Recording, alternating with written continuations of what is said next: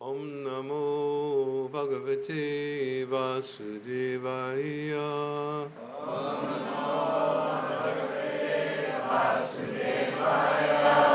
Om Namo Bhagavate Vasudevaya.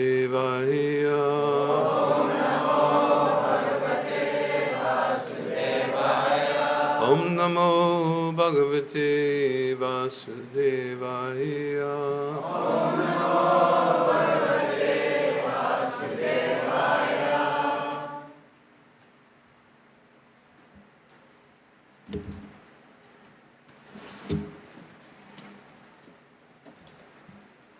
Thank you all for coming this evening. My presence requires no introduction because I've been part of this temple for 50 years, and most people are aware of that. Started coming here in 1972. It's more than 50 years now, I guess. And Radha Gopi Vallabha, you're beautiful. What can I say?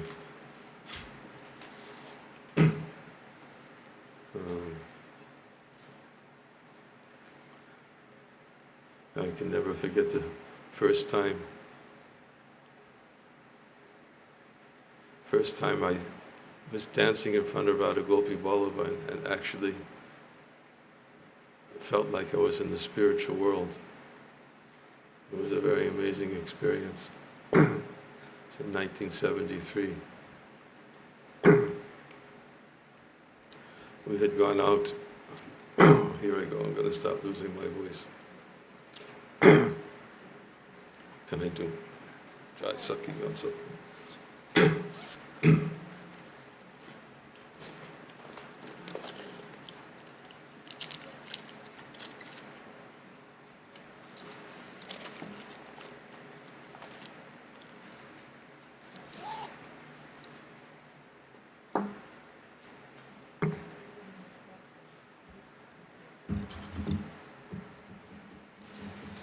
When I first came to the temple, I was given some service. Actually, I was asked to speak tonight about, I'm usually asked, what topic would you like me to speak about? And the response I got was to talk about service. It's a pretty broad topic, especially taking into consideration is that service is an integral part of the life of every living being. Of course, we aspire for devotional service, and I assume that's other word was supposed to be added to the topic I was going to speak about. And I remember coming to the temple in 1973, moving into the temple, and then I had some service when I first came, but then I was asked to go out and distribute books during the December 1973.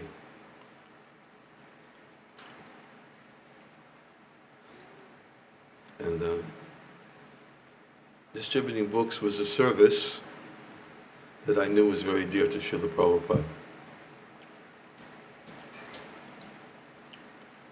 He made it abundantly aware to his followers. That year, more than prior to that, at least for me, it made it abundantly clear that that activity was something that was very dear to his heart. But at the same time, it was something that was very difficult for me. I didn't find myself to be so spontaneously attracted to it. And yet I understood that there was a very good reason to do it. Hare Krishna, Lakshmi Rai. Yes, please. Don't let me interfere with your service.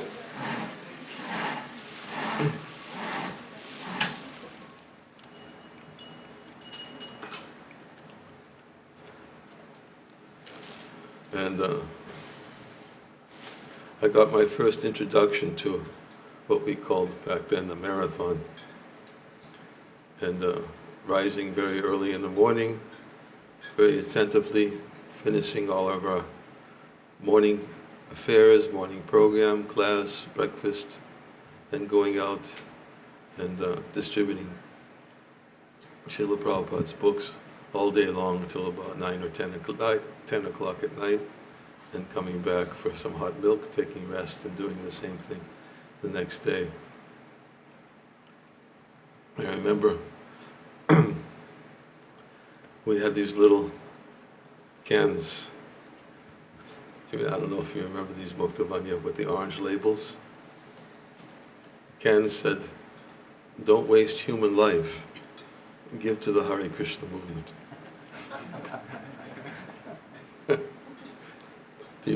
Were those around? Yeah. And we used to tell people, we tried to somehow impress upon people the necessity of helping, and so that human life would not be wasted. Sometimes people would ask the question, what does it mean to waste human form of life? And it would be a good opportunity to tell people about self-realization.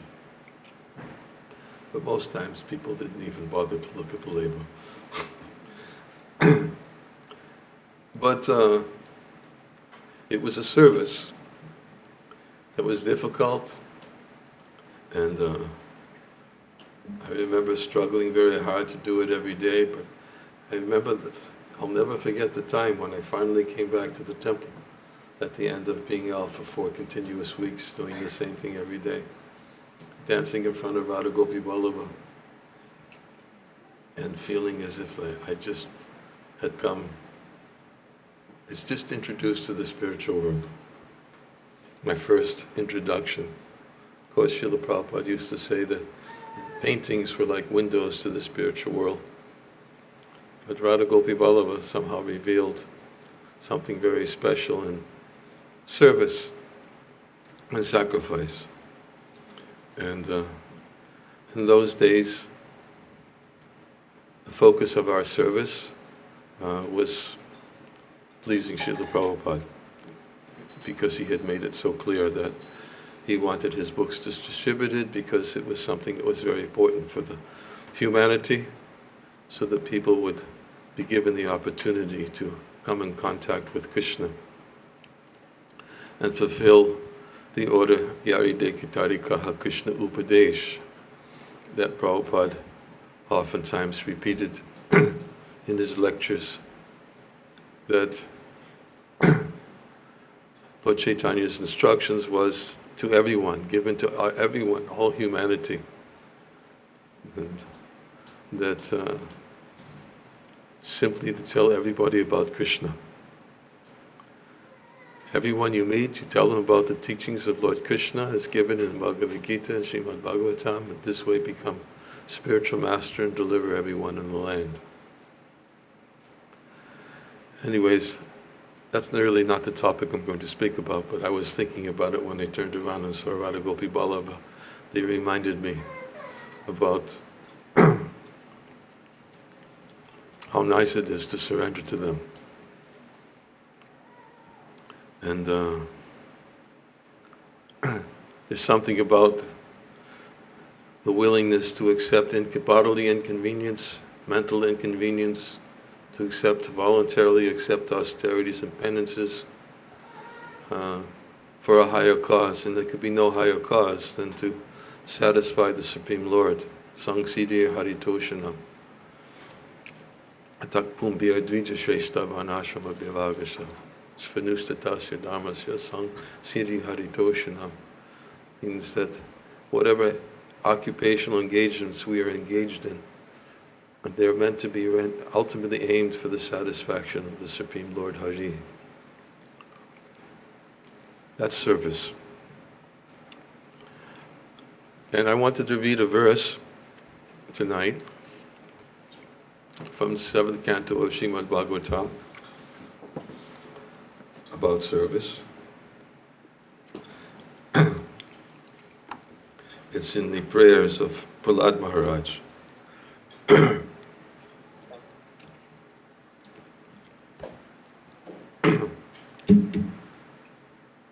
Excuse me, I'm going to be clearing my throat a lot. I hope you'll forgive me.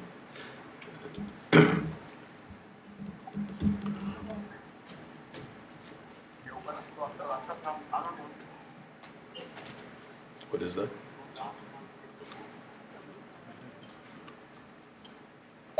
This is Srimad Bhagavatam 7th canto, 9th chapter, 11th verse. Naivat mana prabhur ayam nijalabhu porno manam janad avidush karuno vinite yad jano bhagavate vidadhitamanam Tach chatmane prati mukasi yata mukashi. Translation. The Supreme Lord Himself, excuse me, the Supreme Lord, the Supreme Personality. It's embarrassing. I'm actually, I'll try my best to avoid it. The Supreme Lord. Supreme Lord, the Supreme Personality of Godhead, is always fully satisfied. This is why, just so that you know, this is why Vanamali said I might be leading Kirtan later. Now you know why.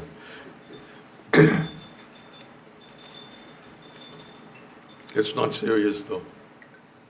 I went to see a specialist 2 days ago. He just told me to give it time. The Supreme Lord, the Supreme Personality of Godhead, is always fully satisfied in Himself. Therefore, when something is offered to Him, the offering, by the Lord's mercy, is for the benefit of the devotee. For the Lord does not need service from anyone. To give an example, if one's face is decorated, the reflection of one's face in a mirror is also seen to be decorated. Purport. In Bhakti Yoga, it is recommended that a devotee follow 9 principles. Shravanam, Kirtanam, Vishnu Smaranam, Padasevanam, Achanam, Vandanam, Dasyam, Sakyam, Atma Nivedanam. This service of glorifying the Lord by hearing, chanting, and so on is not, of course, meant for the benefit of the Lord. This devotional service is recommended for the benefit of the devotee. The Lord is always glorious, whether the devotee glorifies Him or not. But if the devotee engages in glorifying the Lord, the devotee himself automatically becomes glorious. Cheto darpanamajanam bhavamaha devagni nevapanam. By glorifying the Lord constantly, the living entity becomes purified in the core of his heart, and thus he can understand that he does not belong to the material world, but is a spirit soul whose actual activity is to advance in Krishna consciousness, so that he may become free from the material clutches. Thus the blazing fire of material existence is immediately extinguished. Bhava Mahadevagni Nirvapana. A foolish person is amazed that Krishna orders Sabra Dhamman Parityaja Mamekan Sharanam Braja. Abandon all varieties of religious activities and just surrender unto me. Some foolish scholars even say that this is too much to demand. But this demand is not for the benefit of the Supreme Personality of Godhead. Rather, it is for the benefit of human society. If human beings individually and collectively surrender everything to the Supreme Personality of Godhead in full Krishna consciousness, all of human society will benefit. I'm going to stop here for now. Om Jnanatimirandasya Gyananjana Salakaya Chaksha Unmilitam Jena Tasmai Shri Gurave Namaha Mukam Karoti Vachalam Pangum Langayate Garim Yat Pipa Tamaham Vande Shri Gunundina Taranam Nama Om Vishnu Padaya Krishna Prastaya Bhutale Srimate Bhaktivedanta Swami Iti Namane Namaste Saraswati Deve Gauravani Pacharane Nirvishesha Shanyavali Vastyacha Satarane Jai Shri Krishna Chaitanya Prabhu Nityananda Shri Advaita Gadadhara Shivasadi Gaura Bhaktivinoda Hare Krishna Krishna Krishna Hare Hare Hare Rama Rama Rama Hare Hare.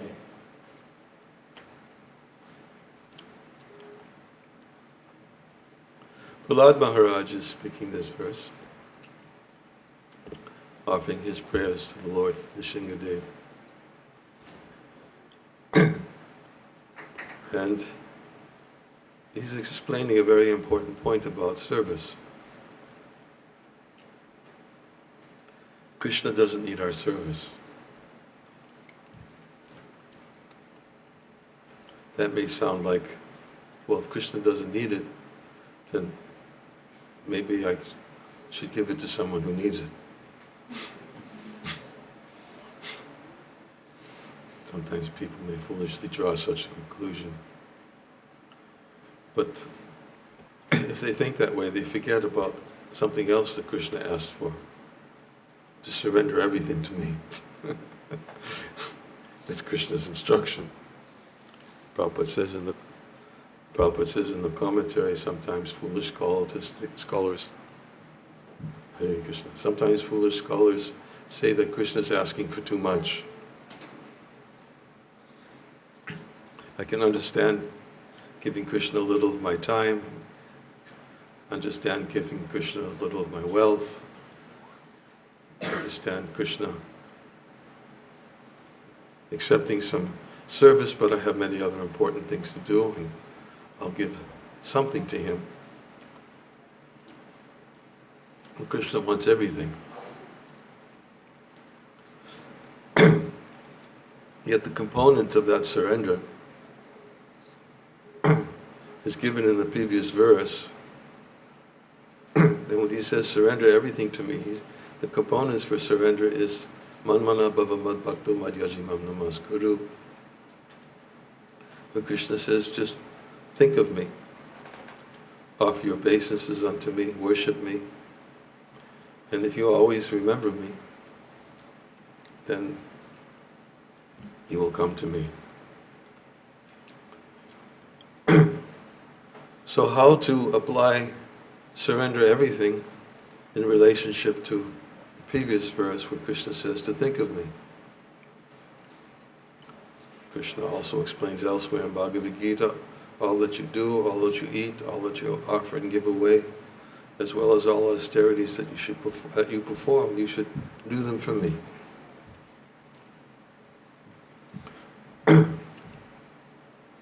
And Prabhupada would always emphasize in his instructions that how to put Krishna in the center of one's life, so that all of one's work, all of one's activities, everything can be focused as an offering for the pleasure of the Supreme Lord. Sometimes people feel very divided. This much time is for my family, this time is meant for my work, this much time is meant for other obligations that I have. And it's a common question people will ask me. how do I find time to chant Hare Krishna?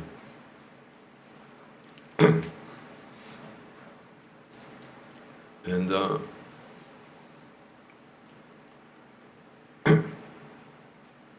their lives are divided. Krishna consciousness is this what I have time for, and everything else is under obligation. Is there some way to inspire the microphone to stay on? We can't force anything in the Krishna consciousness movement. We can only inspire. So I didn't ask for it. That was Prabhupada's philosophy.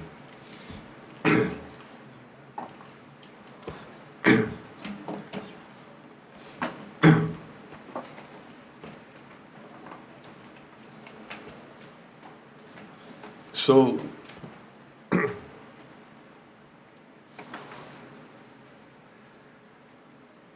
how to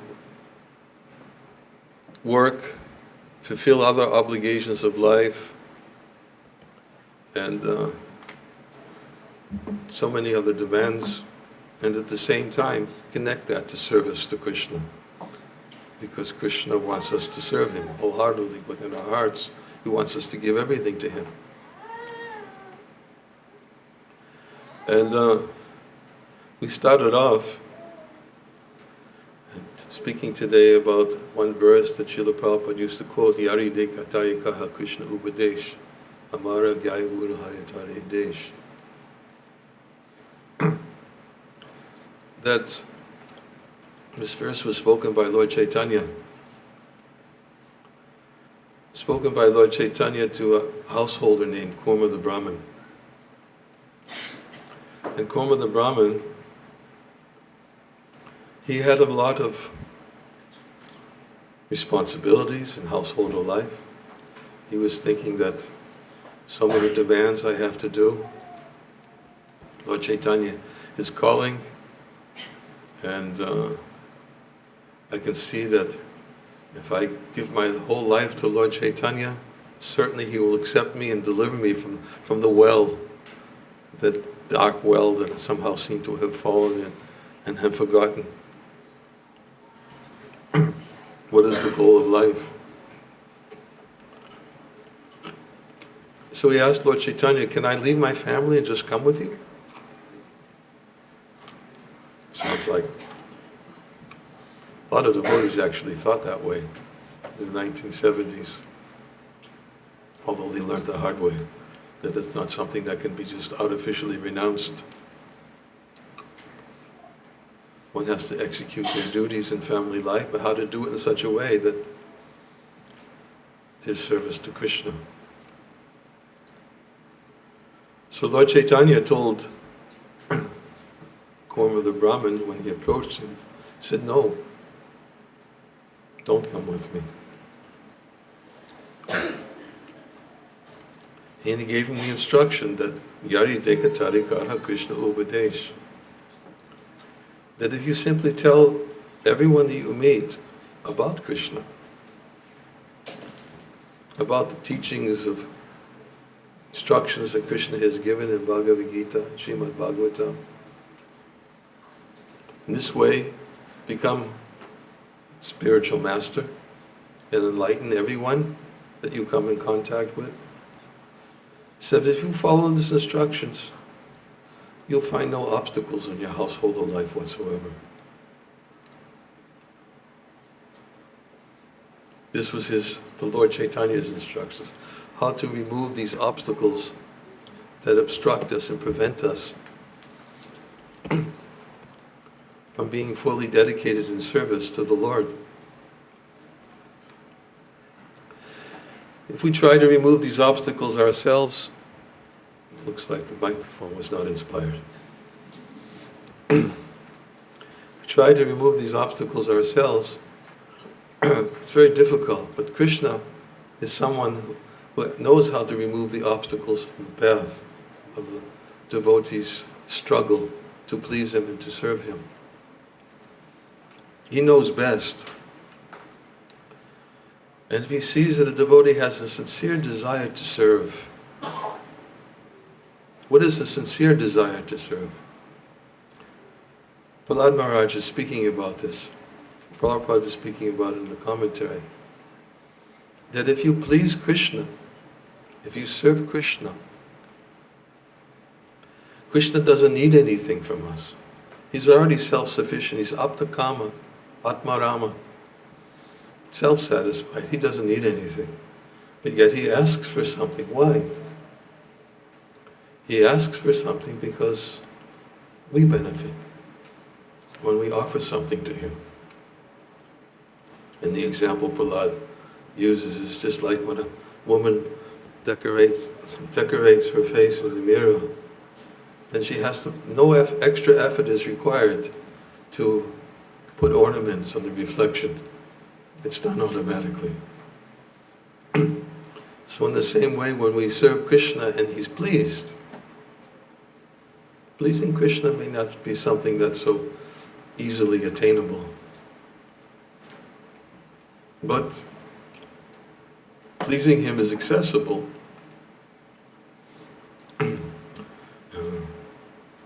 through this instruction that Lord Chaitanya gave. He's very pleased. It's the best way to become Krishna conscious. It's the best way to remember him. And if we dedicate whatever time that we have in the course of our daily activities to take advantage of every opportunity to tell someone about Krishna, then everything else has a purpose.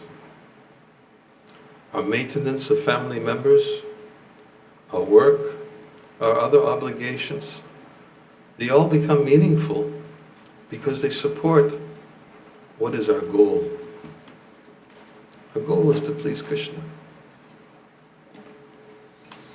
And in order to please Krishna, we have to take care of these bodies.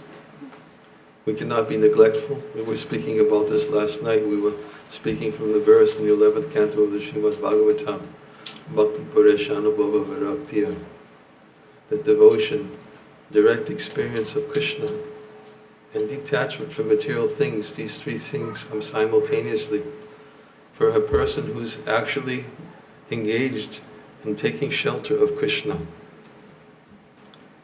In the same way as pleasure, nourishment, relief from hunger come simultaneously and increasingly with each bite for a person who is eating. And we talked that there's pushti and tushti. Tushti means one gets satisfaction, pushti means one gets nourishment. What is the satisfaction? What is that tushti? When a person is eating, he feels some satisfaction. And if he's hungry and he's eating, he feels some nourishment. Gets strength. So in the same way, if one begins to experience Krishna's presence in one's life, and if one is engaged in devotional service and feels some sense of satisfaction from that service, then what happens next is viraktir. Viraktir means detachment. Do you want to change the microphone? Huh? Yes, go ahead.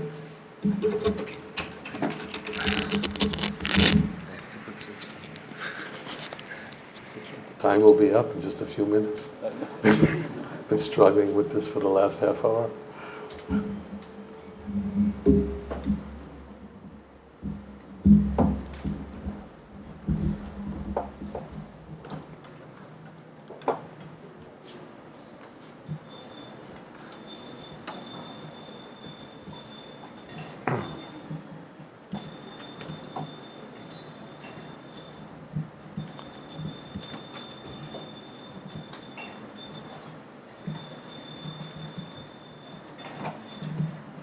The point is, Hare Krishna. Yes? Hare Krishna? Working.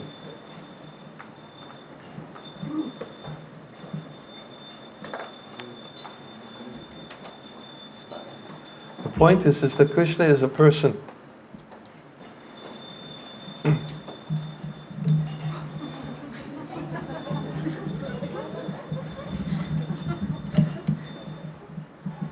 isn't happening, is it?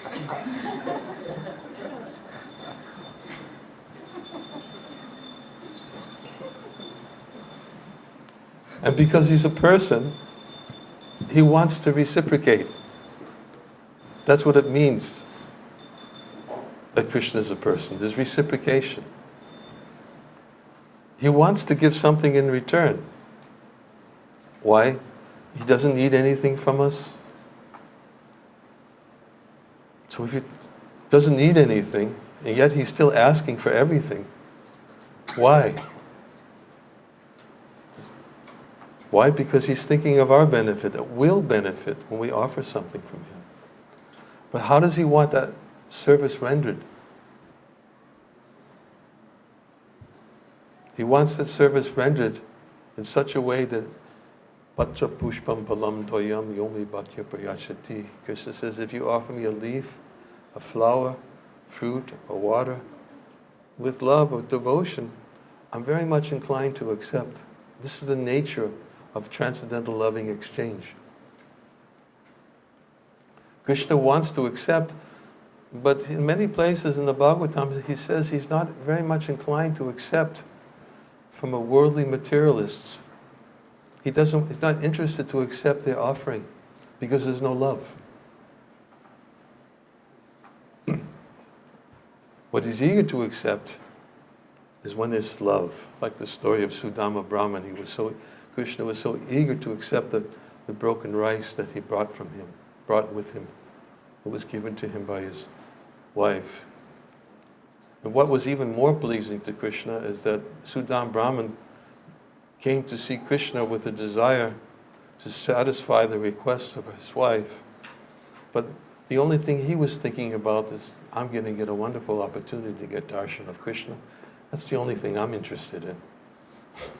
Not only that, when he arrived, Krishna received him. He offered him arti, had sat him on his bedstead. Krishna was very eager to accept the rice, even though Sudama Brahma didn't even offer it to him. He grabbed it from his hands and told him how much he was satisfied by that quantity of rice. And Sudama Brahma became so overwhelmed by that loving exchange that he didn't even ask for anything from Krishna, even though his wife sent him there. Look, we're living in total abject poverty. You have a friend, Krishna. You were both disciples of your spiritual master. And go to him. He can certainly satisfy our needs. But when Sudama Brahman went and asked Krishna, and saw Krishna, he even forgot to ask him. And then he left and he was thinking how wonderful Krishna is. So wonderful. I became so overwhelmed by seeing Krishna that I completely forgot to ask him. And he felt so enlivened by the fact that he got everything he wanted and more without even asking for anything. He didn't in any way feel he needed anything. But Krishna, being the person he is, was very eager to do something in return. Why? It was because there was love. He understood Sudama Brahman had love. Devotees, when they render service because it's for the pleasure of the Lord, they're very eager to do so because it's an opportunity to please Krishna. I'm speaking about this topic, although I wanted to speak a little bit more about it, but I was a little bit interrupted at times. Because I've been told that many devotees will get recognition tonight for their services rendered at Rath Yatra. I'm not telling you to not accept it, please. Don't misunderstand. Krishna's pleased when his devotee is recognized. We just read it in the purport. The service of glorifying the Lord by hearing, chanting, and serving, rendering service. Prabhupada says in the commentary, the Lord is always glorious, whether the devotee glorifies him or not. But if the devotee engages in glorifying the Lord, the devotee himself automatically becomes glorious. This is the best way to be recognized. Not by expecting it, just as Sudam Brahma didn't expect anything from his visit to the Lord. Didn't expect anything except the opportunity to get the darshan, to see the Lord. That's all he expected. And he was so happy and relieved that he forgot to ask him for anything. But Krishna noticed. And therefore, when Krishna notices love, he's very inclined to reciprocate that loving attitude of the devotee, to recognize the devotee. He's pleased when his devotee is recognized. He's pleased to have Arjuna fight in the battlefield. I'm sorry, I'm very dutiful when it comes to Artik. Radha Gopi Ballava, we shouldn't keep them waiting. And forgive me if I was distracted in the course of this presentation and I'm not able to complete the topic, but maybe I'll do it some other time. Radha Gopi Vallabha's Artik is now. I'm going to end here. Thank you very much. Hare Krishna.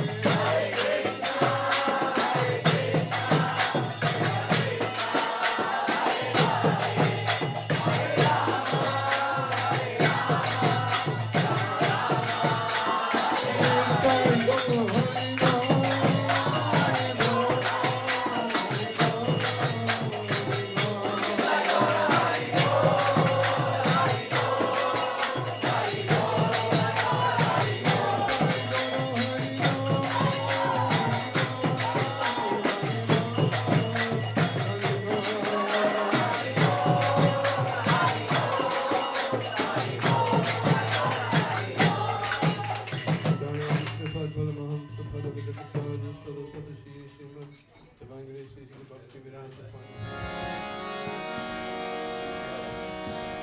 Namaste, Narasindhaya.